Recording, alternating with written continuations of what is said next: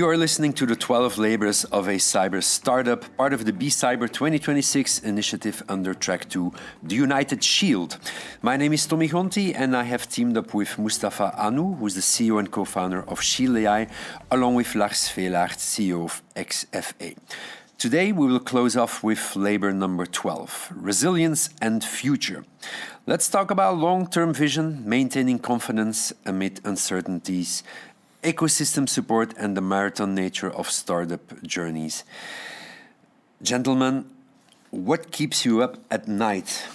I think in general, or what I'm passionate about is, if the things that I'm passionate about is technology, computers, etc. And if you say to the average person, IT, they all recognize the word, but they're all very scared. Like the experience is not great. And I feel like we came from a time that everything should be complex, and now everybody has devices, everybody uses online services, great things. Technology has brought great things, and now also AI is in everybody's pocket.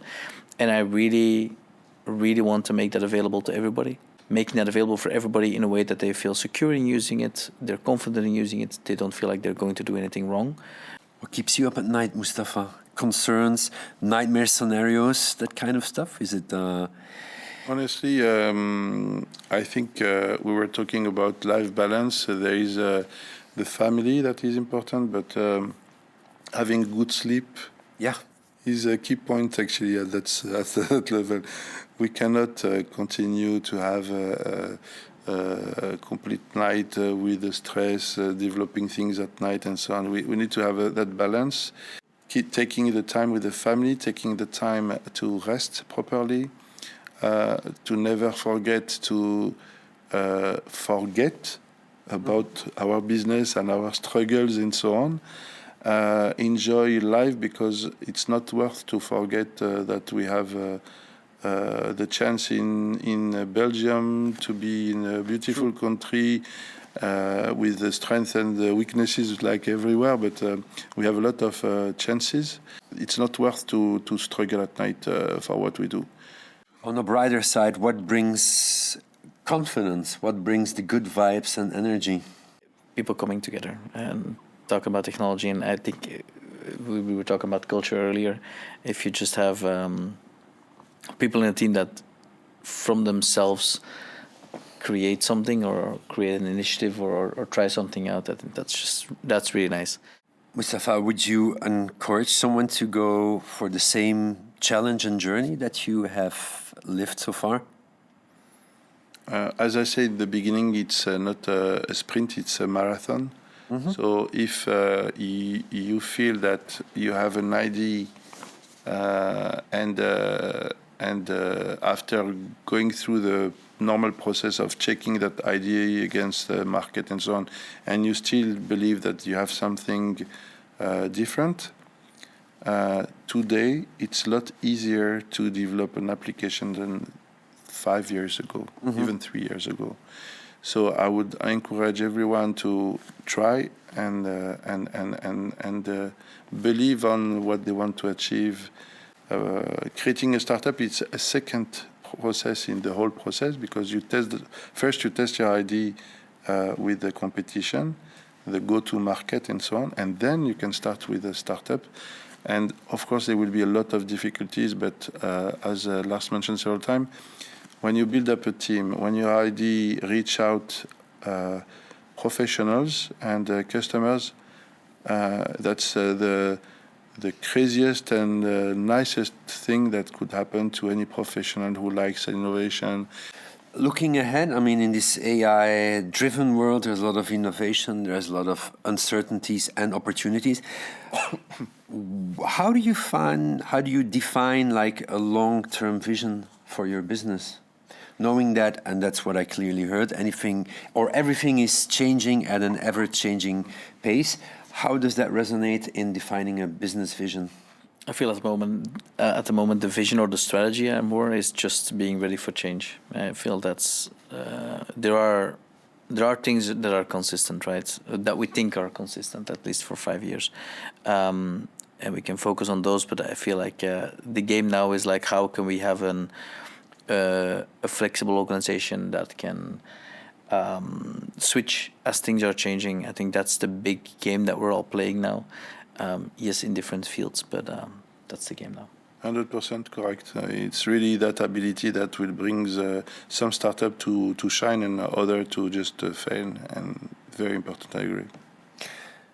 It's a bit of a classical question, and in hindsight, it's always easy to say, if I had done this or known that. What are things that you would have done differently, knowing what you know right now? Well, there is a huge list of things, but what I would not do is not try. That's nice. That's it. Nothing specific comes to mind, because it's always indeed like you get to this place because of the mistakes and the learnings that you made. I think in general it's just, I think we had quite of a positive impact on people. But yeah, there of course are cases that, damn, if we should have known this better and made this change sooner, this person would be happier. I think those decisions always are in my mind, or actually keep me awake. I'm like, how can we make people even more happy and more productive? Okay. One final question for both of you. If we meet again in 2, 5, or 10 years, let's say, what would need to have happened for you to say, wow, this journey was worth it, we made it? It is already the case, to be honest. We don't need to meet each other in 5 or 10 years. I think even tomorrow, if you would ask the question, I'm super happy that that what I have discovered of myself, I think that's the same for you, Lars. We discovered strengths that you may not know about before starting the startup. That's why there are, unfortunately, a lot of people that are stopping their adventures. So you need to have conscience of the chance that we have to be able to try this adventure, to keep it and eventually grow the plus. And in a few years, it's working, and you get bigger and bigger. That's a success, a huge success in life. That's for sure. In the same direction, I think if I would have to name one thing which I would like to happen, is like if somebody maybe left our team and started their own startup, or we inspired somebody to do their own startup, or reference us like, hey, this is something I did because I found an inspiring story. That's something I really look forward to, and that would bring me a lot of warmth in my heart. This has been such an interesting and inspiring interview. Gentlemen, thank you for being with me today. And this brings us to the end of this B-Cyber 2026 interview. What we heard today from Lars and Mustapha is that, amongst others, building a cybersecurity and/or AI company is never just about technology. It's also about spotting the right problem early, earning trust before you have a big reputation, finding the right people, surviving complexity, and staying resilient when the market keeps pushing back, or in any strange direction for that matter. Their journeys rather show why Europe needs bold cyber entrepreneurs like them, but also why those entrepreneurs need strong ecosystems around them. Innovation becomes capability when ideas meet execution, collaboration, and courage. Thank you once again, both of you, for sharing the real story behind the startup journey. And to everyone listening, stay curious, stay sharp, and we'll see you at B-Cyber 2026. Thank you for listening.